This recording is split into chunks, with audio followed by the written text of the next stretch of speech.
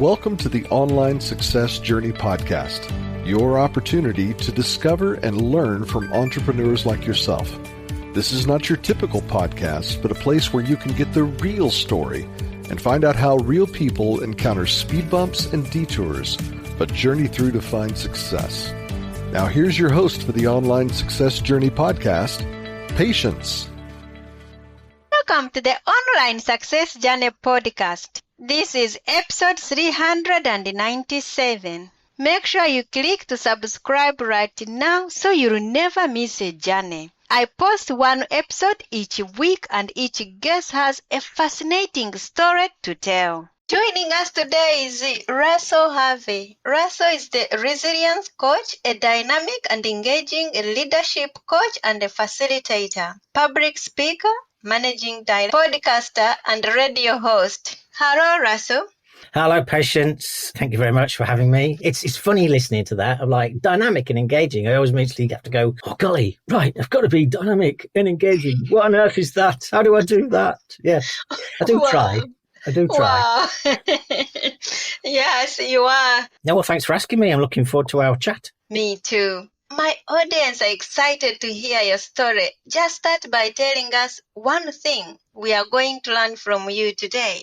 Okay, so you are going to learn what resilience really is. Not what we think it is, but what it really is. That's what we're going to learn today. Wait to hear more about that. Let's get started with the basics. Can you tell my audience a little bit about your background and what you did before you started your own business? Yeah, absolutely. So I think from a very early age, I've been interested in like human beings and why they behave in the way that they do and how come we do the things we do and don't do the things that we should do. So human behavior has always fascinated me. So that has pretty much meant that the vast majority, 80-90% of my career has been in learning and leadership and organizational development. So where that came from is the fact that I was traveling around the world with my lovely girlfriend at the time, who's now become my wife. And I was teaching in Hong Kong and something magical was happening in the room and I didn't quite know what it was. But then I realized later it was people learning, people having light bulb moments, people having realization moments. And I went, gosh, that's fabulous. I want to do this for a living, but I don't know what this is. And I knew I didn't want to be a teacher in a school. That wasn't for me. So it's like, come back to the UK and go, do you know what? I think I want to be a trainer. And then from there, that's just where my career went. So it was like trainer, learning development, coaching. Oh God, that's just amazing. So supporting people to do the behavior changes that they want to do to have a much better life. That's what really floats my boat. And when people have their aha moment, that's fantastic. It's just like, it's like a zap of wonder for me, just sort of boosts my day. Sounds very exciting. And how long was that ago? So the traveling was 1996 in Hong Kong, and the Resilience now is 8.5 years old. So throughout the career in learning development, sometimes the training department, when companies restructure, they sort of go first. So I have been made redundant 6 times in my career. So to demonstrate some personal resilience. And it was on the 6th time, that's when I thought, you know what? The timing is now right to start my own business. And so that was roughly 8.5 years ago. And that's how the Resilience Coach was born, because the last organization I was working for, called the Co-op Group, based in Manchester. Wonderful organization. It's just, it got itself into a bit of a pickle, and all of my internal clients, the leadership clients, were just struggling. I said, well, there's this word resilience, and our solutions to how we face into this, there when we really understand what this word is. And then when I left the co-op, I was like, set up by myself. It's like, who am I? What am I? And it was like, do you know what? I am the resilience coach, because that's what I have been doing the last few years. What a background, Russell. Oh, love. You're a resilience coach. Yes, indeed. It just feels normal to me, I suppose. But yeah, it's nice to hear when you say it to other people and you get a variety of reactions of like, yours is lovely, of wow. Others go quiet as they're thinking about it. Some you're not sure what they think about it. And so it's lovely to hear people's different reactions to your own sort of story. What has someone ever said about you or asked you, what do you mean by resilience coach, that has stuck in your mind? They've asked me about some. So actually, somebody did ask me a few years ago that age-old question of like, as a nation or as a country or as the world, it's like, have we become more resilient, or actually are we talking more about, what's going on inside our minds? It's more common to talk about our thoughts and feelings in general. So as a result of that, actually, have we become less resilient or more resilient? I don't have, an absolutely nailed on answer to that, but there are a few different pieces of research that have been done around, is generation X or Y or Z or wherever we're up to on the different generations, the baby boomers, which generation was more resilient? And the latest piece of research sort of says every generation is equally as resilient as the previous one, because every generation has challenges to face into, essentially. So just that question, though, of like, are we becoming more resilient or less resilient? That's the one that I still really cogitate on and flip-flop on my answer, and I'm still not sure today what the answer is. Can't wait for you to get the answer. Hopefully very soon. Yeah, what we do with the answer then, if we say yes, it's like, all right, brilliant. Let's find out and discover how come this generation is more resilient. What are they doing? And if the answer is no, then it's an opportunity to go, all right, how can we support them to become more resilient, I suppose? Let's put man aside. How do you know you are successful? So for me, it goes back to my purpose. So one of the dimensions of being resilient is having a purpose. So mine is, by the year 2025, I want to positively affect 100,000 people.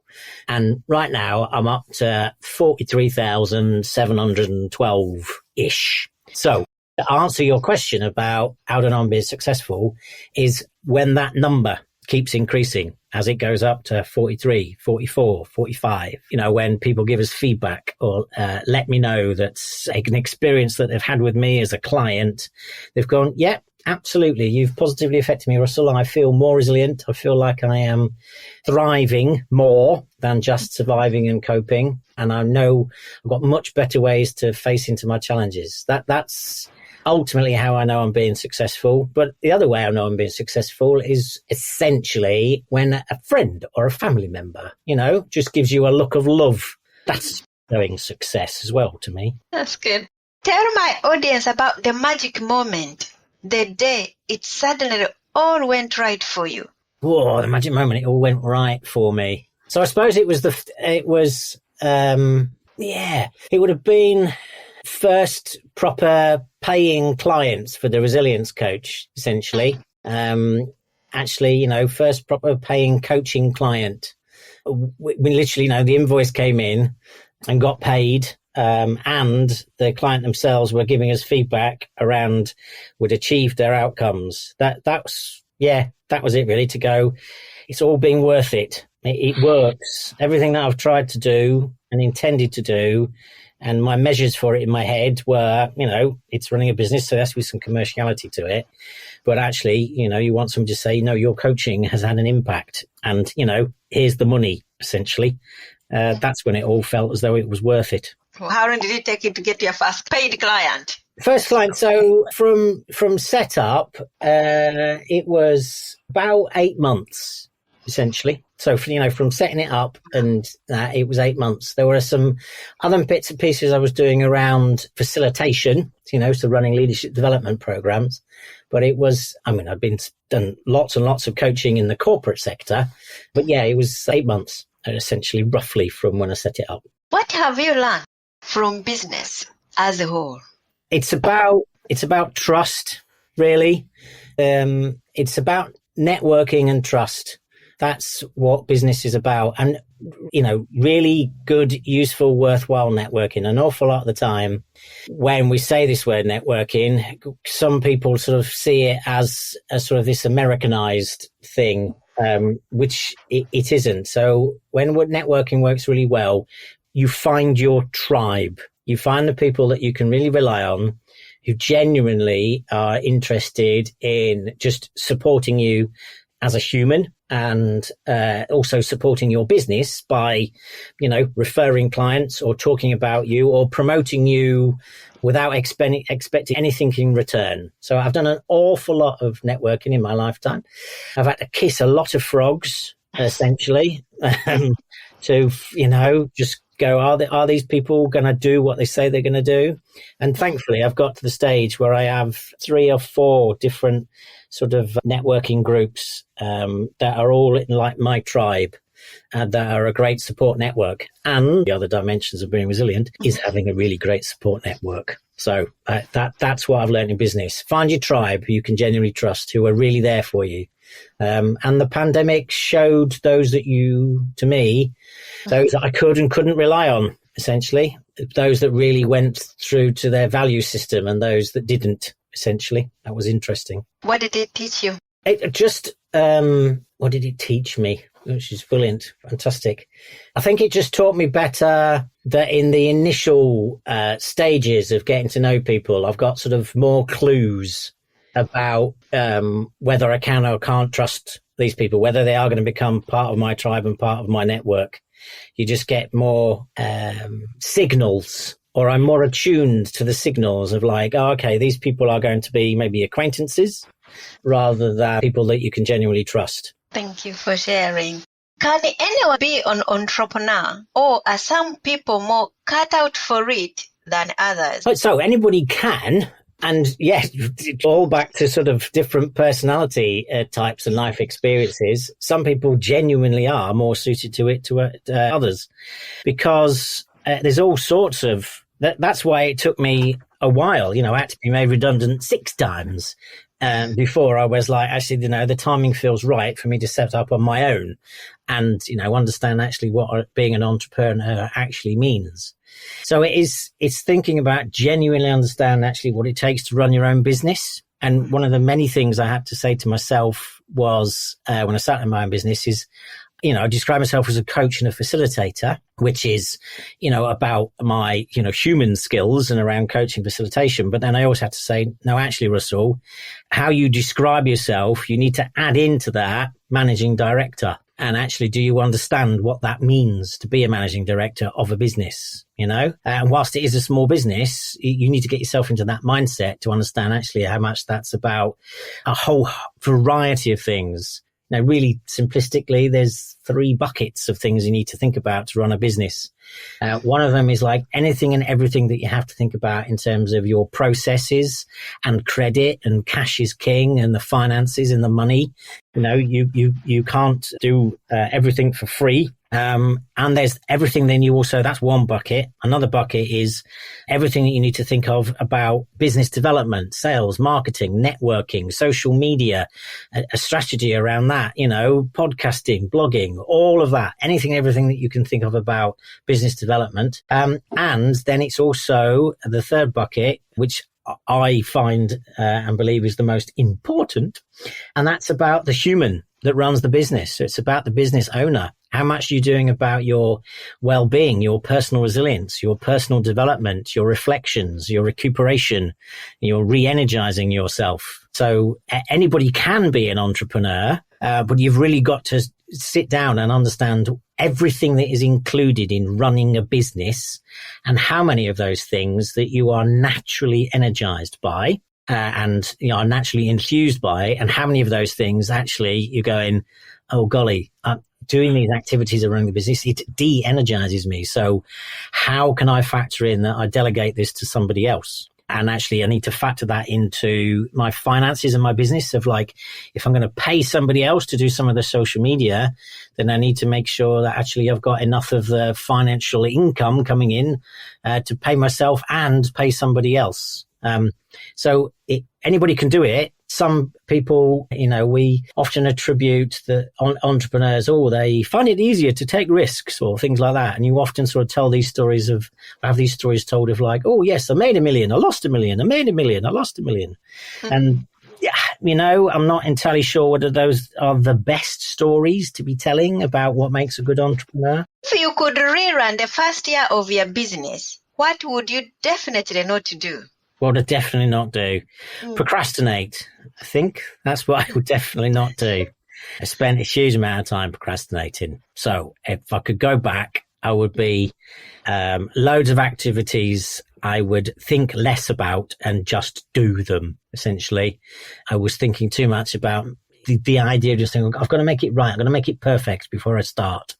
So, yeah, I'd stop procrastinating. Patience is what I would say. What is the most valuable thing you have ever given away?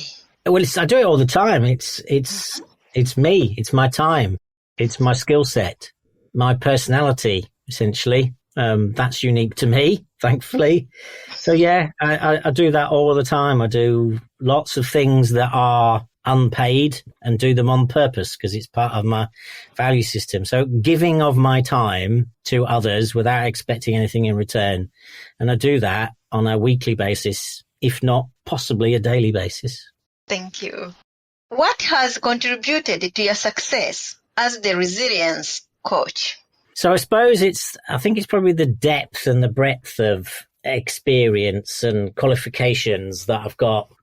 So when I'm working with clients on an individual basis, it's the years of experience, essentially, and the variety of sort of learning and development qualifications I've got and sort of the lifetimes experiences that I've got are around, and I'm still learning. So I'm 52 now, when I'm still going, fingers crossed at 62, there'll be yet another 10 years worth of experience that future clients will benefit from. So I just know that I just feel a depth and a breadth of experience behind me when I'm talking to clients that I know I can just go somewhere into my brain and I can draw upon it. I can pick it out. So I think it's probably the depth and the breadth of current experiences that really helps with my clients, because every conversation is just different. The things that we talk about, subject matter, whilst it's all around leadership and resilience, there's just so many different examples that I can draw upon or go, oh, do you know what? That reminds me of this, psychometric or that experience I had, or somebody I was talking to previously, or, a piece of work I did, many years ago. So yeah, probably the depth and breadth helps the best. What grounds you? What grounds me? So I'm lucky in that because I spend a huge amount of time talking about this word resilience, and how one becomes resilient is they play around with their resilience wheel, which is on the website that I have, which I'm sure we'll put a link to later. So I am lucky in the fact that in all of the times that I'm supporting my clients, I'm actually also working on my own personal resilience. So by stealth, by osmosis, and then sometimes really consciously. So the fact that I know that I'm achieving my purpose, that grounds me. And I talk a lot with clients about having your head, your heart, and your gut in alignment. So I feel grounded a lot of the time because I know that I'm sort of living to my values and meeting my purpose. A tip that I share with people, that if they are feeling like there's too much change that's been going on and the rug has been pulled from under their feet, or they feel like all at sea, I just go, look, get a mind map or make a list or talk to a friend or a colleague and just talk about everything that has stayed the same and is staying the same. For feeling like, oh my God, I'm just overwhelmed. I don't know how to do anything. You need to take a moment to pause and then make a list, mind map, spider diagram of literally anything and everything that they can think of that has currently stayed the same. So, for example, their strengths will have stayed the same. Their personality, their value system, it may be where they live, some possessions that they've got, family members, friends, the job they've had, experiences that they've had. And so when you can list as many things as possible that are currently are similar and stayed the same, then that often gives people a feeling of being grounded. And, you feel as though actually, what, rather than the rug being pulled from underneath my feet, I actually feel as though I've got my feet on the ground right now because I've now got a sense, I've reminded myself of my strengths and my skills and my capabilities and who I am and what I do know. So I think I'm pretty good at doing that naturally. What is the most important question to ask someone who's bought from you? That is bought from me? how did I add value to them? Essentially, that's the most important question that they need to ask and answer in their own way. Thank you. Let's talk about your business. Tell us more about it and who can join you. Yeah, thank you. Thank you. Appreciate this. I'm loving all these questions. They're making me think. So I said right at the start, what's the number one thing that people will learn from this podcast? I hope they've learned lots of things so far. However, what I would really like people to take away is how I define resilience, which is by thinking about resilience as springing forward with learning. Springing forward with learning. I'm not a fan of this term bounce back in relation to resilience, because I sometimes get concerned that when people sort of say, oh, I'm going to bounce back now, that they may not learn from their experiences. So one of the many ways in which we are resilient is recovering from difficult, challenging events. And if we say, right, I've been through this difficult, challenging event, I'm now going to bounce back. There's a risk that they'll try and go back to how they were before that challenging experience. And I would like people to sort of think, actually, do you know what? I have faced into a challenging experience. I am now going to pause and I am going to reflect upon these experiences and think about actually what worked really well for me in this experience and what didn't work well for me. So how can I do more of the things that did work well for me? And how can I actually leave behind those things that I did in this challenging experience that didn't work well for me? Attitude, behaviors, or mindsets. And then, you need to move forward through life. In life, you can only move forward. So my business is about working with clients individually and teams and organizations to understand, actually, do they really get what resilience is in terms of springing forward with learning and how much they are doing that right now and how much more they could do. And this goes back to, these three words of surviving, coping and thriving. Unfortunately, sometimes too many people believe that they are being resilient by just hanging on by the fingernails, surviving or coping and sort of saying, I'm just about okay. What resilient people do is they actually, even though there might be lots of things that they're facing into and there's a lot going on, they actually can genuinely state that they are in a really good place. They are thriving. And one of the key things that I talk about a lot to enable people to get to thriving is understanding the difference between optimism and positivity. So they are highly intertwined as two words. So there's a nuance between them. So sometimes people sort of say, oh, it's horrible and it's difficult and it's challenging. We just got to be positive. And if you do that, then there's a risk that it's like toxic positivity. So what optimism do? Optimism is a route to true positivity. So optimism starts with being grounded in reality. So this is where we have to get much better at having those quality conversations or quality reflections on that. If there's a situation is difficult and challenging and unpleasant and not nice, you have to be open to seeing that and talking about it and admitting it. So being grounded in reality. But that isn't to do it in such a way to depress yourself in the moment. Okay. Yes, you'll have some different feelings around, gosh, I've just seen the size and the scale of the problem and God, it frightens me a little bit. But actually then at least you're grounded in reality. Then the next thing that you do is both individually and if you are with others collectively, you then think about what's the strengths that I've got? What's the skills, the capabilities, the current levels of resilience, the attitudes, the mindsets, the behaviors, the experiences that I've got and the people around me have got. And actually, I now genuinely have feelings of hope.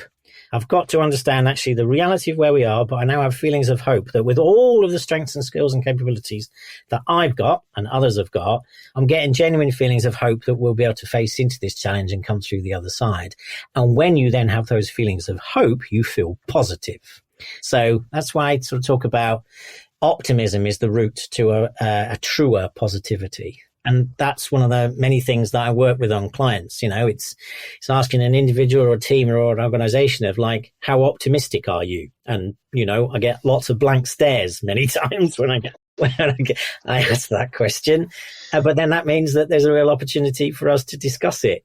So anybody that's listening now, if you want to become part of the 100,000 positively affected, and I hope there's some people listening right now that, have listened today and gone, oh yeah, actually that was useful. Yes, listening to Patience and Russell, yes, it has positively affected me. I've learned something. Then, you can go into the part of 1,000. But if individuals and teams and organizations want to work with me, we will support them to really understand actually how resilience is thriving, work upon their resilience wheel, and we'll talk a lot more about actually how they get to optimistic. Andy, where can we connect with you? So it's essentially theresiliencecoach.co.uk. So that's the website. That's the email address as well, russell@theresiliencecoach.co.uk. I'm on LinkedIn, Facebook, and whatever we call what Twitter used to be, that one. And I'm also, on a radio station as well. And I've got my own podcast as well, which you can access via my website. So just go to the homepage of the website and you can get in touch with me from there. Thank you. There will be more from Russell in a moment. If you're encouraged by Russell's journey, please go to my website at onlinesuccessjourney.com, where you will find more amazing free content. Introducing the podcast Mastery Interview Coaching, Unleash Your Inner Rockstar Podcaster. Imagine refining your interview skills, mastering the art of storytelling, practical exercises, monetization strategies, and community support. That's what the podcast Mastery Interview Coaching is all about. Visit linesuccessjourney.com/coaching.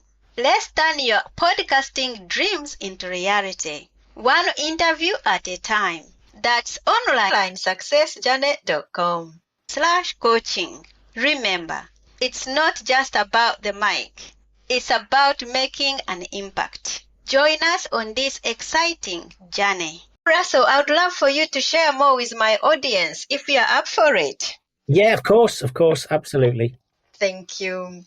Do you watch movies or read books? It's probably a little bit slightly more books, but then those probably books and TV series, I would, rather than movies. Right, we'll go with books. Yes.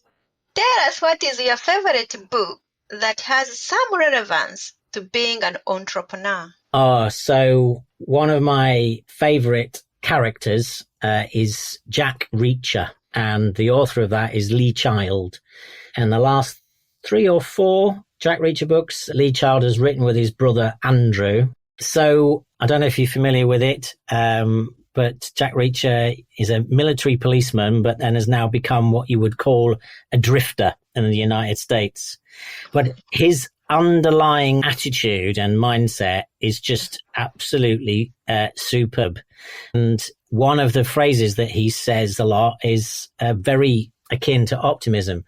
So he says a lot, hope for the best and plan for the worst. Jack Reacher is just in many ways is sort of the embodiment things. It's completely fictional, so he always gets himself into scrapes and is violent and beating people up. But that's not. You have to think more about his attitude and his mindset is what's really akin to my business. I'm not saying that people listening now, I'm not going to try and make them into the next Jack Reacher because he is unique. And he's fictional, and there are lots of things that he does that I would not advocate at all people doing. Thank you. I'm just covering my back there, Patience. Covering my back. I see. Wow. If your business was down to its last $100, how would you invest it? Oh, that's a great question. You see, I wouldn't need to invest it because I would, unless I needed to go to a payphone or I needed to pay some form of telephone bill to, I would call my network up and say, I'm down to my last $100, I need some help. So that's what I would do. And I'd only need to invest the money if I couldn't call somebody up because I hadn't paid the mobile phone bill. If you had a little note in your pocket, what would that be? Be kind. That's it. What are you going to be doing in 5 years? Well, in 5 years, I'll have smashed my 100,000 purpose. In 5 years, I think it's going to be more opportunities to be in large spaces with people as we build their resilience. So it's like larger theatres, larger auditoriums. That's what I envisage in 5 years' time. Would that be in UK only or abroad? No, abroad, anywhere. I don't know what it is. Anywhere the sun shines, Patience. Wow. Oh, talk about the sunshine. As you're a well-traveled person, tell us any particular highlights of your travels. Oh, yeah. So I talked earlier on about my wife and I travel around the world for a year, and we went to 17 countries. Where the highlights, literally every single day was magical, Patience. There was nothing that was, but we got some scrapes. So I spent a few months living and working in Hong Kong, which just like holds a special place in our hearts. And my sister had gone traveling many years beforehand, and our sort of path, that was nice in Hong Kong. So seeing my sister for a few months in Hong Kong was good. But the highlights for us were Vietnam and Rarotonga in the Cook Islands. Because just at the time, so my wife and I have always loved just Asian countries, like just markets and the craziness of the whole multitude of mixture of like cyclos, tuk-tuks, cows, cattle, chickens, people, buses. The market. Yeah, all in one place. And we had thought we had seen like the true Asia, but Vietnam was the sort of the latter Asian country that we visited. And at the time, because of where it was in its development journey, it just felt like the most, the closest to the mental blueprint that we had, that we'd envisaged in our mind. And then the Cook Islands, I don't quite know why it was so special. I mean, the Cook Islands is amazing. We were there for 10 days and we were did a house share with, oh gosh, I can't remember their names. There was a couple, one was from Sweden, one was from Norway. It rained for about 8 out of 10 of those days, but we just, I don't know, did loads of stuff, cycle around the island and went to a local church service and just did snorkeling and just got involved in the Cook Islands. And that 10 days just, held an extra special place in our hearts. And since traveling, it's like in 96, 97, we have been to so many different places. It's incredible. Been to, Peru. We've been camping in the Arctic Circle, all sorts of places. But I suppose one other one that's quite a highlight is that we went to travel from Buenos Aires to Rio de Janeiro, so Argentina to Brazil. And just Rio just blew my mind, essentially, about seeing it on the TV so many different times and actually being there. It's the beaches, and just seeing actually how they were all actually interconnected in real life was just amazing. Wow. Thank you for sharing. Do you feel like you succeeded or like you're only on the way? Oh, no, I've succeeded massively in life so far, just in terms of the, wife and friends that I've got and the clients that I've had. But so at the same time, everything, all the successes I've had so far, they're going to feed into lots of future ones. I'm looking forward to whatever successes that I have, but I'm incredibly lucky. The successes I've had so far, they could very well be enough for, one person's lifetime. But I just know that there'll be some more along the way. Will you ever stop?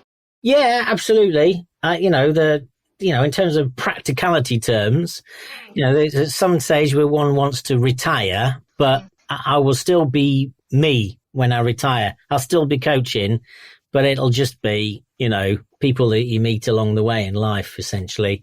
But at some stage, the resilience coach or me leading it'll need to get passed on to somebody else. We come to the end of our interview. What additional wisdom would you like to share with our listeners? Additional wisdom. So what have I said so far? So I've said spring forward with learning. Yeah, you absolutely need to do that. I've said be kind. I've said about that grounding activity. I suppose a significant element of being resilient is this word adaptability, which is openness to change. So if you don't already, to everybody that's listening now, my question for you is, how are you going to cultivate openness and curiosity inside yourself? So being open, being curious all the time, as much as possible, even if it makes you feel uncomfortable. I absolutely would encourage people to understand that being open and curious is going to give you so many additional benefits in your life. Remind us how we can connect with you. Yeah, so on LinkedIn, so it's Russell, the Resilience Coach on LinkedIn, and the website is www.theresiliencecoach.co.uk. Russell, it's been great having you to share your online success journey with us. Thank you. No, it's been lovely. Your questions are brilliant, Patience. Thank you. And I hope all the listeners learned something. So let us know what you've learned, because I'm really curious. Thank you. Remember, success is a journey. Don't wait. Let's start the journey. Patience and Russell. This is not the end of the journey. We hope you've enjoyed listening to Patience and her guest, and want you to know that there are hundreds of episodes available at onlinesuccessjourney.com. Patience would like to thank you for listening to the podcast, and she has a free gift for you on her website, including an audio compilation of her guests' best tips, uplifting stories, and even a bit of fun. Additionally, there are special clips of over 250 episodes that have never aired on the podcast and are only available to members of the Online Success Journey. Check the website and click on Join Now to get free and instant access. Of course, you know that listening to the journeys of others helps us each chart our own path. So make sure you're subscribed on the favorite platform you have to be notified as each new interview is posted. There are so many ways to stay connected to the Online Success Journey and listen in. And if you're enjoying the podcast, we appreciate your help in telling others. One of the best ways to share the benefit you get is to rate and review the podcast at Apple Podcasts and other sites. We appreciate your help and your willingness to share the journey. One last thing. If you're feeling a bit lost or overwhelmed on your own journey, Patience can help. Check out our coaching sessions on how to set goals and double your productivity while you're at the website. Working with Patience is a great way to get back on the right path. On behalf of Patience, and until next time, thanks once more for listening. It is our hope that this podcast will guide you on your own online success journey.